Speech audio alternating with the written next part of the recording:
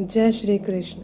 प्रिय दर्शकों, महाभारत की कथा तो सभी जानते, किंतु उसमें कई सारी बातें ऐसी हैं जिनका रहस्य हम समझ नहीं पाते। समझेंगे भी कैसे? हम तो साधारण मनुष्य हैं और वो ईश्वर की लीलाएं तो स्वयं देवता भी नहीं समझ पाते।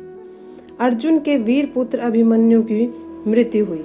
अभिमन्यु ने बहुत बहादुरी से युद्ध किया, परंतु अंत में चक्रव्यूह में फंसाकर कौरवों ने निर्ममता से उसकी हत्या कर दी। इसके बाद प्रश्न यह है कि श्री कृष्ण तो पहले से ही सब कुछ जानते थे, तो उन्होंने अभिमन्यु को क्यों नहीं बचाया, जबकि अर्जुन को उन्होंने युद्ध में बार बार संरक्षण दिया था। यह बात तब की है जब पृथ्वी पर अधर्म अपने चरम पर पहुंच गया था और धर्म की स्थापना हेतु देवता योजना बना रहे थे। धर्म की रक्षा के लिए भगवान विष्णु ने कृष्ण का अवतार लेने का निश्चय किया।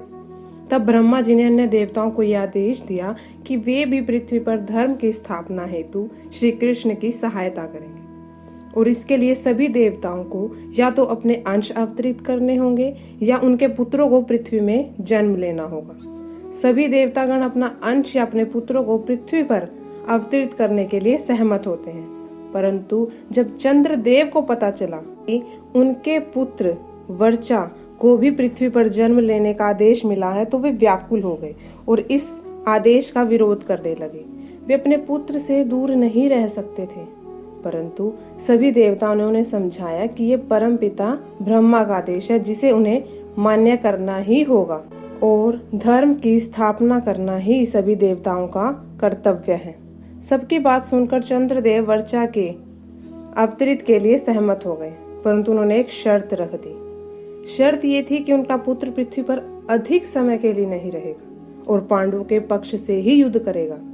वह सबसे अधिक शूरवीर होगा और पूरे दिन युद्ध करने के पश्चात उसे सायंकाल में ही अपने नश्वर शरीर को छोड़कर मेरे पास स्वर्ग आना होगा। देवताओं ने उन्हें मनाने की दृष्टि से सभी शर्तें स्वीकार कर ली।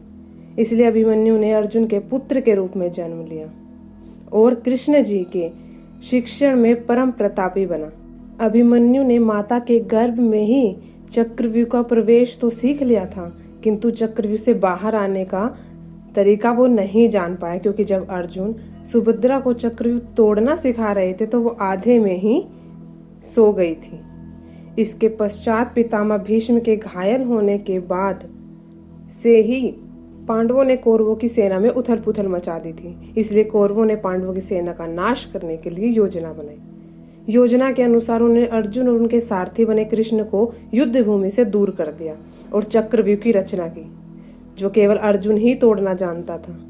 किंतु ऐसे समय में अभिमन्यु ने आगे आकर उनकी सेना का सर्वनाश होने से बचा लिया। वह चक्रव्यूह के भीतर प्रवेश कर गए, किंतु उनके साथ कोई और योद्धा उसमें प्रवेश नहीं कर पाया। उन्हें चक्रव्यूह के द्वार पर ही जयद्रथ ने शिव के वरदान की शक्ति से रोक लिया। अभिमन्यु अकेला ही 6 महारथियों से लड़ा।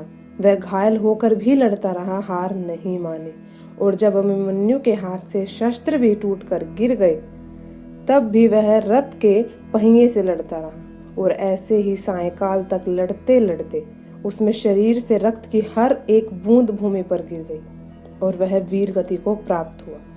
और इस प्रकार अपनी बहादुरी के कारण वो युद्ध भूमि का सबसे शूरवीर योद्धा कहलाया और शर्तानुसार जल्द ही स्वर्ग को प्रस्थान कर गया। यही कारण था कि श्री कृष्ण ने सब कुछ जानते हुए भी अभिमन्यु के प्राणों की रक्षा नहीं की और उसकी नियति में कोई बाधा उत्पन्न नहीं की। तो दर्शकों, यह था नियति का खेल। इसी के साथ जय श्री कृष्ण।